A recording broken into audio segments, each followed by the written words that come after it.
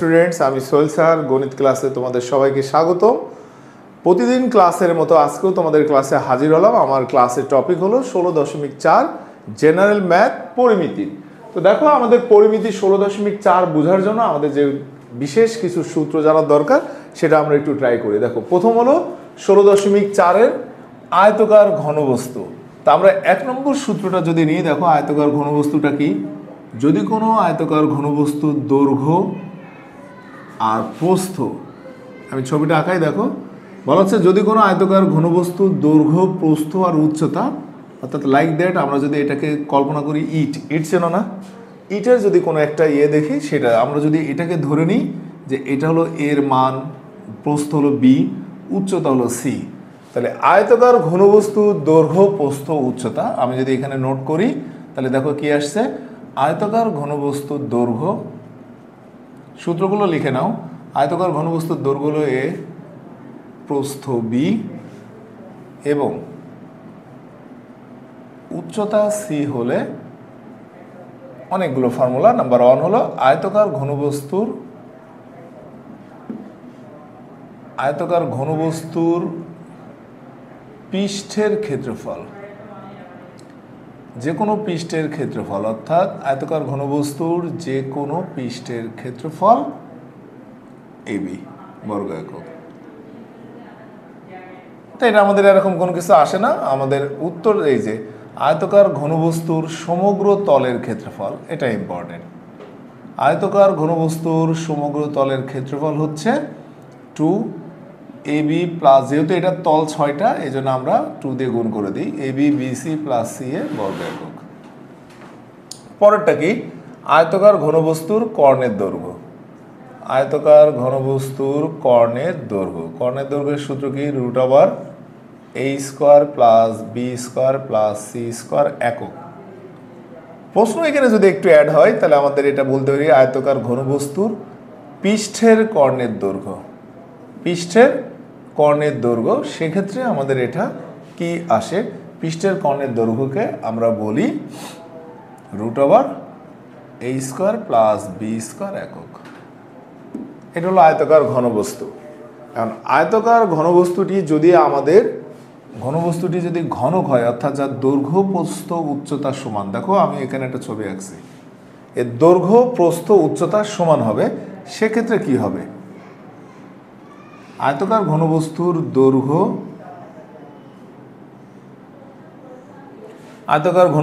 দৈর্ঘ্য অর্থাৎ এখানে দৈর্ঘ্য, প্রস্থ, উচ্চতা সবই সেম, এবং যদি কোনো ঘনকের মানে কোনো ঘনবস্তুর দৈর্ঘ্য, প্রস্থ, উচ্চতা সমান হয় তাহলে তাকে আমরা বলি ঘনক। এটার একটা নিজস্ব নাম আছে, কি স্যার? ঘনক বলি, কিউব বলি। তাহলে ঘনকের আমাদের দেখো 2 নম্বর সূত্রের ঘনক রিলেটেড, ঘনকের দৈর্ঘ্য, প্রস্থ, উচ্চতা এরা সমান। তাহলে ঘনকের এক বাহুর দৈর্ঘ্য, অর্থাৎ ঘনকের একটি ধার এ হলে, ঘনকের একটি ধার যদি এ হয় তাহলে ব্যাপারটা কেমন আসে? ঘনকের পৃষ্ঠতলের ক্ষেত্রফল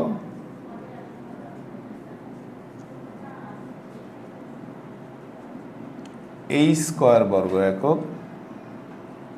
যদি বলা হয় ঘনকের সমগ্র তলের ক্ষেত্রফল 6a² বর্গ একক। ঘনকের কর্ণের দৈর্ঘ্য a√3 একক। ঘনকের পৃষ্ঠের কর্ণের দৈর্ঘ্য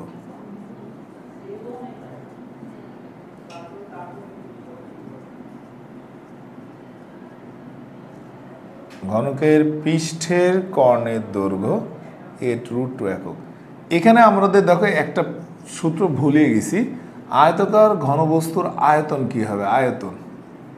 আয়তকার ঘনবস্তুর আয়তন কি হবে? abc ঘন একক, abc ঘন একক। অনুরূপভাবে ঘনকের আয়তন কত হবে? ঘনকের আয়তন হচ্ছে aq ঘন একক। এটা ছিল আমাদের পর্যায়ক্রমে, দেখো আয়তকার ঘনবস্তু আর ঘনকের এই দুইটা নিয়ে। এরপর আমাদের আরেকটা সূত্র আছে সিলিন্ডার বা বেলুন, সেটা আমি তোমার দেখাবো, দেখানোর পরেই আমরা ম্যাথ করা শুরু করব। বেলুন বা সিলিন্ডার, বেলুন বা সিলিন্ডার। তাই বেলুন বা সিলিন্ডারের যে কাহিনী দেখো, বেলুন বা সিলিন্ডারে আমাদের এখানে যে ব্যাপারটা আসে আমরা একটু নোট করে নিই। দেখো বেলুন মানে আমরা যদি ধরে নিই একটা পাইপ, এই পাইপের দেখো তো এই অংশটা কি গোলাকার না, এটাকে আমরা বলি দেখো গোলাকার।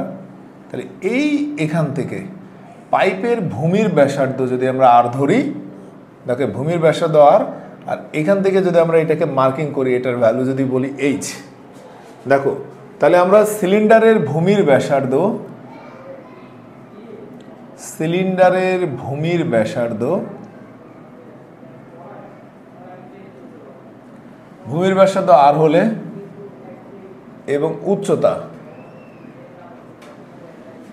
এইচ হলে, ভূমির ব্যাসার্ধ আর এবং উচ্চতা এইচ। এই যে দেখো ডিয়ার স্টুডেন্টস, তোমাদের যে সবচেয়ে বড় যে সমস্যা, স্যার সবচেয়ে বড় সমস্যা বলে ভূমির ক্ষেত্রফল। তা ভূমি মানে কোনটা? ওই যে পাইপে যে নিচের যে অংশটা থাকে এবং এটা কিন্তু বৃত্তাকার, তাহলে বৃত্তের ক্ষেত্রফল কি? বৃত্তের ব্যাসার্ধ যদি আমি আর জানি, বৃত্তের ক্ষেত্রফল কি? পাই আর স্কোয়ার। তাহলে আমাদের এখানে অপশন দেখো একটা আসছে ভূমির ক্ষেত্রফল, তাহলে ভূমির ক্ষেত্রফলটা কি? বৃত্তের ক্ষেত্রফল যেটা হবে, ভূমির ক্ষেত্রফলটা আমাদের তাই হবে, অর্থাৎ পাই আর স্কোয়ার, পাই আর স্কোয়ার বর্গ একক। কোনো সমস্যা? জি, সিলিন্ডারের ভূমি, এখানে সিলিন্ডার বা বেলুন একই জিনিস, যাহা বেলুন তাহাই সিলিন্ডার। প্রশ্ন তুমি পড়াইছি সিলিন্ডার সিলিন্ডার সিলিন্ডার, প্রশ্ন আসছে বেলুন। স্যার বেলুন আবার কি? এটা তো জানি না। বেলুন আর সিলিন্ডার এটা দুটাই সেম নট। কোন? না না না না, আরে পাইপ।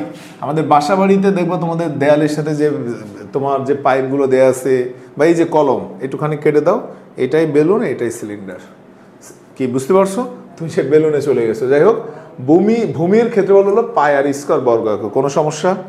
এখন দেখো এই যে এই অংশটুকু, এই অংশটুকু দেখো তো, এখান থেকে আমি যদি এই পার্টটুকু নিয়ে নিই, এই পার্টটুকুর কিন্তু আমি যদি এটাকে কালারিং করি তাহলে তুমি আরো বুঝতে পারবা যে কি ব্যাপার। মার্কার কই? এখান থেকে যদি আমি কালারিং করি, এই যে দেখো এই অংশটুকু, এই অংশটুকু, এটাকে আমরা বলি বক্রতলের ক্ষেত্রফল। কি তলের ক্ষেত্রফল স্যার? বক্রতলের ক্ষেত্রফল। তুমি যদি এই অংশটুকু নাও এবং এখান থেকে এই অংশ দেখো, টোটাল একটা পার্ট, বৃত্তের একটা পার্ট কিন্তু বাদ হয়ে যাচ্ছে, এখান থেকে অর্ধেক, এখান থেকে অর্ধেক বাদ হয়ে যাচ্ছে না? এরপরে এখান থেকে তাহলে বৃত্তের এইটুখানি যদি আমি রাউন্ড দিই, এইটুখানি রাউন্ড দিই, তাহলে টোটাল রাউন্ড মিলে কত আসে? বৃত্তের পরিধি, বৃত্তের পরিধি কত স্যার? 2 পাই আর। আর এখান থেকে এইটুখানির মানটা কি? উচ্চতা। এই উচ্চটাকে আমরা যদি গুণ করে দিই তাহলে সেটাই হলো তোমার কি? বক্রতলের ক্ষেত্রফল। তাহলে কোনো সিলিন্ডারের বক্রতলের ক্ষেত্রফল কি হবে? নাম্বার 2 দেখো, বক্রতলের ক্ষেত্রফল, বক্রতলের ক্ষেত্রফল হলো 2 পাই আর এইচ বর্গ একক। মনে থাকবে এটা? বক্রতলটা কি? ক্লিয়ার? 3 নাম্বার দেখো, 3 নম্বর হচ্ছে সমগ্র তলের ক্ষেত্রফল। দেখো এখানে একটা ভূমি, এখানে একটা ভূমি, দুইটা ভূমি, তার দুইটা ভূমির ক্ষেত্রফল যদি আমরা ধরি 2 ইন্টু পাই আর স্কোয়ার, দেখো কিভাবে আসে? 2 পাই আর স্কোয়ার। এটা কি? বক্রতল। বক্রতলের ক্ষেত্রফল কি? 2 পাই আর এইচ। কোনো সমস্যা? তো এখান থেকে দেখো তো এই দুইটা লাইন থেকে তোমার কি কমন যায়? 2 পাই আর কমন যায়, এখানে আর থাকে, এখানে এইচ থাকে। এটাকে আমরা বলবো বক্রতলের ক্ষেত্রফল, এই সমগ্র তলের ক্ষেত্রফল। তাহলে সিলিন্ডারের সমগ্র তলের ক্ষেত্রফল কি হবে? সিলিন্ডারের সমগ্র তলের ক্ষেত্রফল হচ্ছে, সূত্রটা আমরা নোট করে নিলাম, দেখো 2 পাই আর আর প্লাস এইচ বর্গ একক। সমগ্র তলকেও কিন্তু পৃষ্ঠতল বলা যাবে। ওকে। 4 নাম্বার, সিলিন্ডারের আয়তন। সিলিন্ডারের আয়তন, সিলিন্ডারের আয়তন হচ্ছে ভূমির ক্ষেত্রফল গুণ উচ্চতা।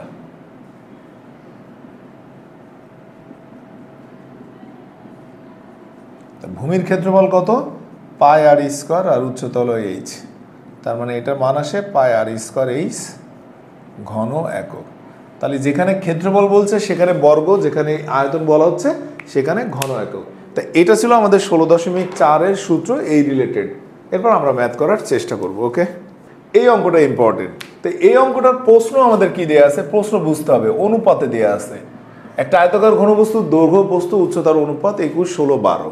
তাহলে তুমি কি করবা, তুমি লিখবা যে ধরি আয়তাকার ঘনবস্তুর, এই যে ধরি না, আগে দেয়া আছে এটা লেখো, দেওয়া আছে আয়তাকার ঘনবস্তুর, শোনো যেটা ইম্পর্টেন্ট এটাকে বেশি ফোকাস করা হচ্ছে, তাহলে তোমার বুঝে নিতে হবে যে কোনটা ইম্পর্টেন্ট।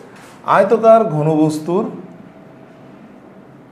দেয়া আছে আয়তাকার ঘনবস্তুর দৈর্ঘ্য প্রস্থ ইস্টু উচ্চতা।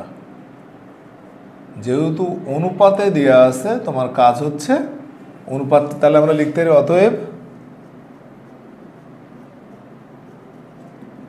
আয়তাকার ঘনবস্তুর দৈর্ঘ্য 21x সেন্টিমিটার। সেন্টিমিটার বানাই নিলাম, ওই যে অনুপাত দেওয়া আছে এই জন্য এক্স ওয়াদের সাধারণ গুণনীয়ক, এটা লেখা লাগবে না। আয়তাকার ঘনবস্তুর প্রস্থ বি 16x সেন্টিমিটার, আয়তাকার ঘনবস্তুর উচ্চতা সি 12x সেন্টিমিটার। তো আমাদের প্রশ্ন বলছে আয়তাকার ঘনবস্তুর কর্ণের দৈর্ঘ্য, তাহলে প্রশ্ন মতে root over a square plus B square plus C square equal to 87। তো মান বসায় দাও, 21x square plus 16x square plus 12x square equal to 87। তো এটার ভ্যালু কত আসে আমাদের, এটার ভ্যালু আসে 843 x ইকুয়াল টু, সরি এটা আসবে আমাদের কত আসে দেখো তো sir, 841।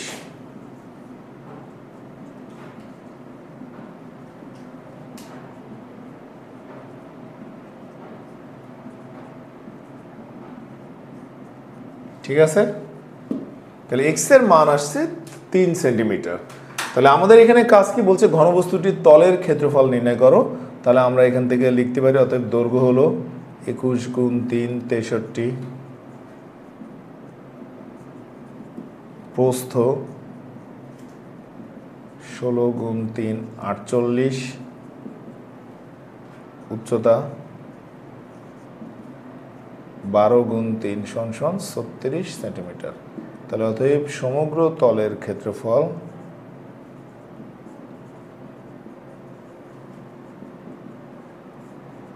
Two into A B B C C এ বর্গ একক। তো ভ্যালু বের করে ফেলাও, টু এ বি 63 গুণ 48, 48 গুণ 36, 36 গুণ 63। একটু কাইন্ডলি এটার অ্যান্সার আমাকে দাও।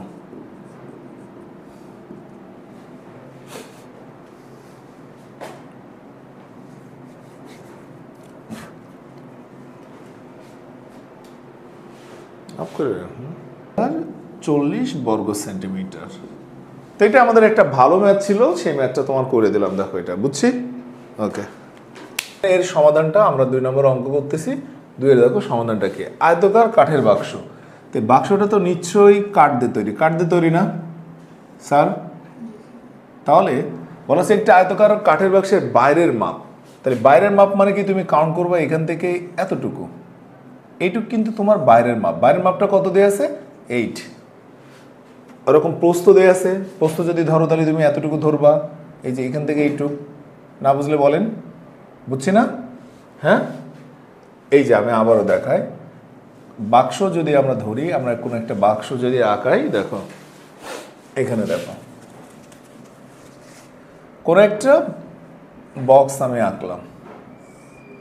এই বক্সটা কি হবে, মনে করো ওই বক্সের নিচের পার্টটা, তা নিশ্চয়ই এটা কি কোনো একটা কিছু দিয়ে তৈরি, নাকি কাঠ দিয়ে তৈরি না? এটা সে কাঠ মানে নিচে যে পার্টটা থাকলো না, ওই কাঠ। তো কাঠের বলছে বাইরের মাপ। বাইরের মাপ মানে কি, এখান থেকে এইটুক ধরতে হবে। এই যে দেখো এখান থেকে কোনটুক, এইটুক ধরবো। তো এইটুখানির মানে দেওয়া আছে এখানে আমাদের প্রশ্নে 8 দেওয়া আছে। কত দেওয়া আছে, 8। বলেন এটুক বুঝছে কিনা?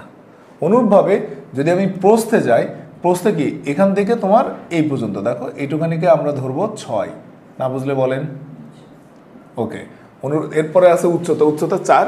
যদি আমরা এটা 3 ডাইমেনশন দেখাতে পাচ্ছি না, তো উচ্চতা 4 দেয়া আছে, এটা নিয়ে কোনো সমস্যা? এখন বলছে এর ভেতরের সম্পূর্ণ পৃষ্ঠের ক্ষেত্রফল হলো 88। তার ভেতর মানে কোনটা? ভেতর মানে দেখো এইটুকুর ক্ষেত্রফল হচ্ছে 88। বলেন এটি বুঝছে কিনা? তার মানে কি, পুরুত্ব বাদ দিয়ে ভেতরে যেটা আসবে। তো বলছে বাক্সটির কাঠের পুরুত্ব নির্ণয় করো। কাঠের পুরুত্ব, এই যে থিকনেস, কাঠ দেখো এখানেও এক্স, ধরে নিলাম যে কাঠের পুরুত্ব এক্স, তাহলে এখানেও এক্স বাদ যাবে, এখানেও এক্স বাদ যাবে। প্রস্থের ক্ষেত্রে এইটুক বাদ যাবে, এইটুক বাদ যাবে, বাদ যাবে না? তাহলে আমরা ম্যাথ করে ফেলি। দেখো এখানে আমরা ধরে নিচ্ছি যে ধরি কাঠের পুরুত্ব হচ্ছে এক্স সেন্টিমিটার, লেখা যাবে ধরি কাঠের পুরুত্ব এক্স সেন্টিমিটার। প্রবলেম? তাহলে দেখো পুরুত্ব বাদে অ্যান্সার কি হবে? পুরুত্ব বাদে বাক্সটির ভেতরের দৈর্ঘ্য, পুরুত্ব বাদে বাক্সটির ভিতরের দৈর্ঘ্য এ, এর মান হলো 8 - 2x সেন্টিমিটার। 2xটা কেন আসছে? উভয় পাশে, তাই এক্স এক্স। অনুরূপভাবে পুরুত্ব বাদে বাক্সটির ভিতরের প্রস্থ, এটাকে যদি আমরা বি ধরি, তাহলে বি হলো কি 6 - 2x সেন্টিমিটার।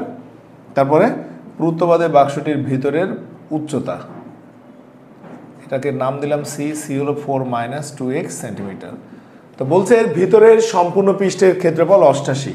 তাহলে প্রশ্ন মতে এই যে আপনাদের এখানে যে প্রবলেমটা হয়, ফর্মুলা ক্যালকুলেশন করা, এই যে প্রশ্ন মতে ভিতরের সম্পূর্ণ পৃষ্ঠের ক্ষেত্রফলের সূত্র কি?